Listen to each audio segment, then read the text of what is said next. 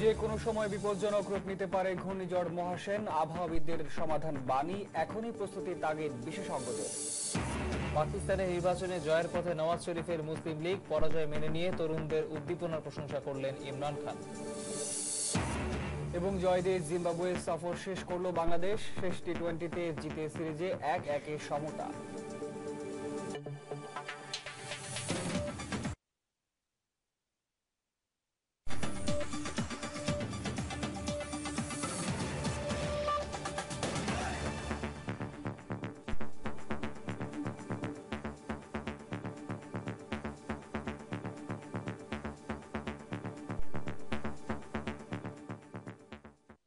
গণহত্যা সহ মানবতা বিরোধী অপরাধের অভিযোগে অভিযুক্ত জামায়াতের নায়েবে আমির AKM ইউসুফকে কারাগারে পাঠানোর আদেশ দিয়েছেন আন্তর্জাতিক অপরাধ ট্রাইব্যুনাল। তার পক্ষে করা জামিন আবেদনের শুনানি হবে সোমবার। এর আগে গ্রেপ্তারি পরোয়ানা জারির পর ধানমন্ডির বাসা থেকে ইউসুফকে গ্রেপ্তার করা হয়। তার বিরুদ্ধে মুক্তিযুদ্ধের সময় বৃহত্তর খুলনা অঞ্চলে রাজাকার বাহিনী গঠন, গণহত্যা, ধর্মান্তরিত করা সহ মোট 15টি অভিযোগ রয়েছে।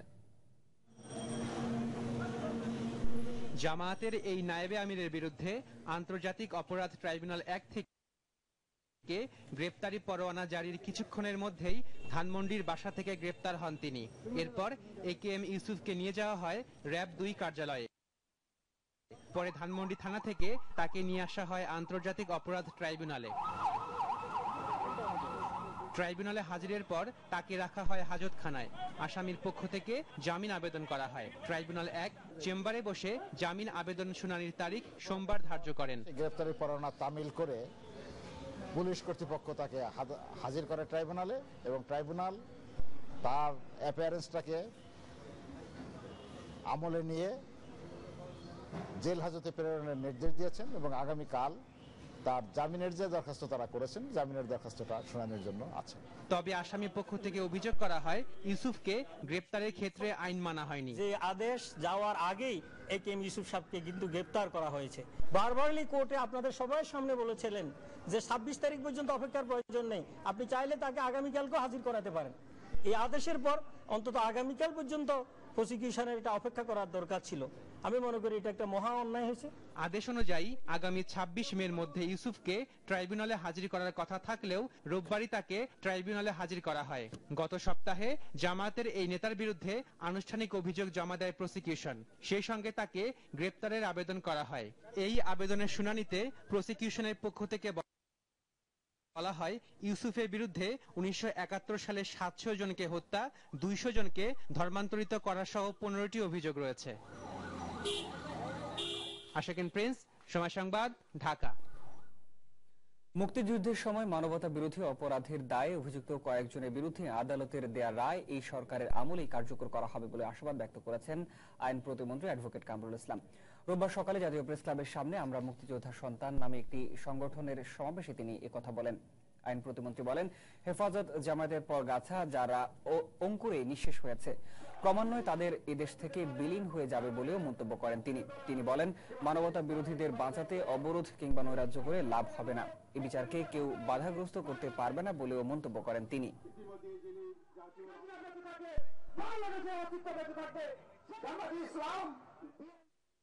এই হেফাজতের পর গাছা যারা, তারা কিন্তু আতুর ঘরে শেষ হয়ে গেছে। কাজে এদের নিয়ে বেশি আলোচনা করার কোনো সুযোগ নাই। এদের অস্তিত্ব ক্রমান্বয়ে বিলীন হয়ে যাবে, এরা শেষ হয়ে যাবে, নিঃশেষ হয়ে যাবে। সন্ত্রাস, নৈরাজ্য এই বিচারকে বন্ধ করতে পারবে না। একেবারে দৃঢ় কণ্ঠে বলতে চাই, 71-এর ঘাতকদের বিচার বাংলার মাটিতে আমরা করবই, এবং ইনশাআল্লাহ এই বিচারের রায়, কয়েকজনের রায় অন্তত এই সরকারের মেয়াদকালের মধ্যে আমরা কার্যকর করতে চাই। এদিকে আলবদর নেতা আশরাফুজ্জামান খান ও চৌধুরী মঈনুদ্দিনকে ট্রাইব্যুনালে হাজির হওয়ার জন্য পত্রিকায় বিজ্ঞপ্তি প্রকাশের নির্দেশ দিয়েছেন ট্রাইব্যুনাল 2। বিজ্ঞপ্তি প্রকাশের 10 দিনের মধ্যে তাদেরকে ট্রাইব্যুনালে হাজির হতে বলা হয়েছে। আশরাফুজ্জামান খান ও চৌধুরী মঈনুদ্দিনের গ্রেফতারের বিষয়ে আইন শৃঙ্খলা বাহিনীর রোববার প্রতিবেদন দাখিলের দিন ধার্য ছিল। সেই অনুযায়ী ঢাকা মেট্রোপলিটন পুলিশ তাদের প্রতিবেদন ট্রাইব্যুনালে দাখিল করেন। প্রতিবেদনে বলা হয়, বহুদিন বিদেশে অবস্থান করায় তাদের দুজনকে গ্রেফতার করা সম্ভব হয়নি। দেশের বহুল প্রচারিত একটি বাংলা ও ইংরেজি দৈনিক পত্রিকায় অতি দ্রুত বিজ্ঞপ্তি প্রকাশের জন্য রেজিস্ট্রারকে নির্দেশ দেন ট্রাইব্যুনাল। এ বিষয়ে পরবর্তী আদেশের দিন 22 মে ধার্য করেছেন ট্রাইব্যুনাল।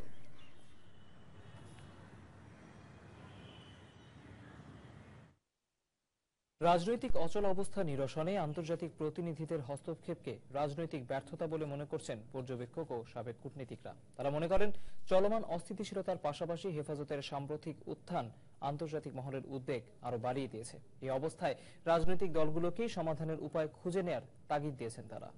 সারওয়ার রেজা জিবির প্রতিবেদন।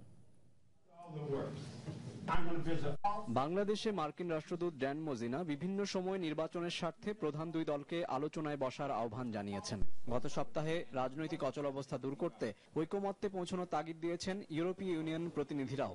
সবশেষ শনিবার জাতিসংঘের সহকারী মহাসচিব অস্কার ফার্নান্দেজ তারানকো প্রধানমন্ত্রী এবং প্রধান বিরোধী দলীয় নেতার সঙ্গে দেখা করে একই আহ্বান জানান। আন্তর্জাতিক মহলের এই উদ্যোগকে দলগুলোর রাজনৈতিক ব্যর্থতা বলে মন্তব্য করেছেন আন্তর্জাতিক সম্পর্ক বিশ্লেষকরা। রাজনৈতিক ব্যর্থতার কারণেই এখন আমরা দেখছি বাইরের যারা আছে ফোর্সেস গুলো এসে আমাদের এখানে হস্তক্ষেপ করছে।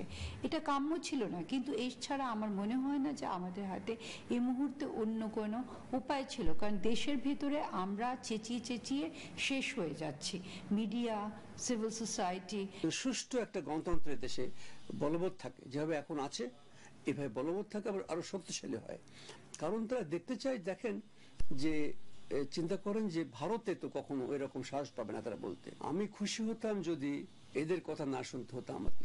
হেফাজতে ইসলামের সাম্প্রতিক উত্থান ও কর্মকাণ্ড আন্তর্জাতিক মহলের একটি উদ্বেগের কারণ বলে মনে করেন বিশ্লেষকরা।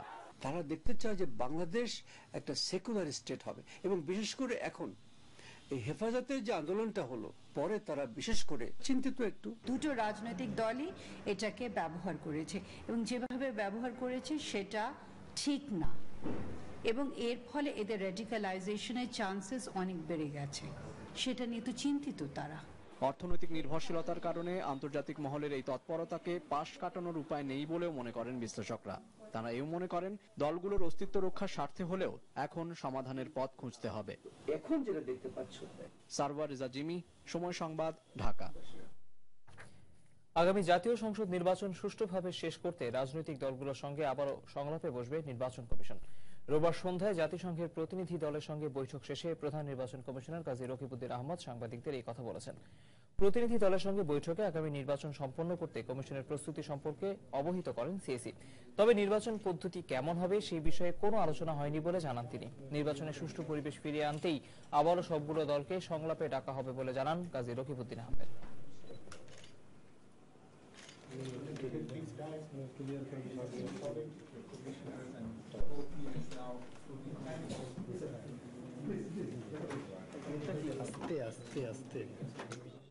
ওনাদের পরামর্শ ইত্যাদি তখনও যে পয়েন্টে নিয়েছি সেটা ছাড়াও নতুন করে পরামর্শ থাকলে সেগুলোও দিবেন। ওনারা চিঠিপত্রও দিতে পারেন, ইমেলেও জানাতে পারেন যে এটা একটা চলমান প্রক্রিয়া। আমরা আবার বসবো, সব রাজনৈতিক দলগুলির সাথে আগের কমিশনও আলোচনা করে গেছেন, তখনও অনেকে আসেননি, অনেকে এসছেন, অনেকে এসেও কমেন্টস দেন নাই।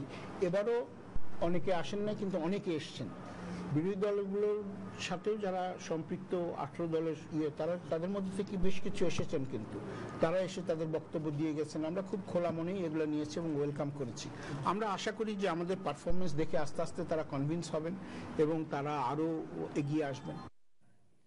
প্রধানমন্ত্রী শেখ হাসিনা বলেছেন, বিদ্যুৎ সাশ্রয় করতে ভবিষ্যতে সেচ কার্যক্রমকে সৌর বিদ্যুতের আওতায় আনার চিন্তা ভাবনা করছে সরকার। গৃহস্থালির কাজে সৌর বিদ্যুৎ ব্যবহারের লক্ষ্যে 20 লাখ সোলার হোম সিস্টেম এবং 10 লাখ আধুনিক চুলা স্থাপন কার্যক্রমে উদ্বোধন করে তিনি আরো বলেন, দেশের বিদ্যুৎ চাহিদা মেটাতে সরকার বিদ্যুৎ উৎপাদনে সবচেয়ে বেশি গুরুত্ব দিচ্ছে। তবে দেশের বেশিরভাগ মানুষকে বিদ্যুতের আওতায় আনতে বিদ্যুৎ ব্যবহারে সবাইকে মিতব্যয়ী হওয়ার আহ্বান জানান তিনি। দেশের উপকূলীয় এবং দুর্গম এলাকাগুলোতে যেখানে বিদ্যুৎ সরবরাহ সম্ভব হয় না, সেখানকার মানুষদের বিদ্যুৎ চাহিদা মেটাতে সৌর বিদ্যুৎই একমাত্র ভরসা। দুর্গম এলাকায় বিদ্যুৎ সুবিধা পৌঁছে দেওয়ার লক্ষ্যে 1997 সালে প্রতিষ্ঠা করা হয় ইনফ্রাস্ট্রাকচার ডেভেলপমেন্ট কোম্পানি ইটকল। সৌর বিদ্যুতের সুবিধা নিয়ে গত 4 বছরে দেশে চালু হয়েছে 17 লাখ সোলার হোম সিস্টেম, যেখানে উৎপাদিত হচ্ছে প্রায় 100 মেগাওয়াট বিদ্যুৎ, যার সুবিধা ভোগ করছেন 1 কোটিরও বেশি মানুষ। ইটকলের সোলার হোম সিস্টেম এবং উন্নত চুলা স্থাপন কার্যক্রম উদ্বোধন করে প্রধানমন্ত্রী শেখ হাসিনা বলেন, দেশে সৌর বিদ্যুতের ব্যবহার বাড়ানো হচ্ছে। বায়োগ্যাস কর্মসূচি, সৌরবিদ্যুৎ চালিত সেচ পাম্প এবং মিনি গ্রিড প্রকল্প আমরা হাতে নিয়েছি। দেশের ডিজেল চালিত সেচ পাম্প ও মিনি গ্রিড গুলো পর্যায়ক্রমে সৌরবিদ্যুৎ চালিত সেচ পাম্প ও মিনি গ্রিড দ্বারা প্রতিস্থাপিত করা হবে।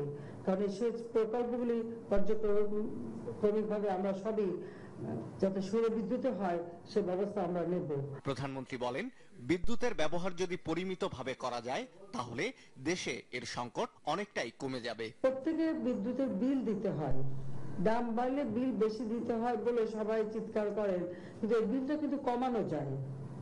বিল কমাতে পারেন সেইভাবে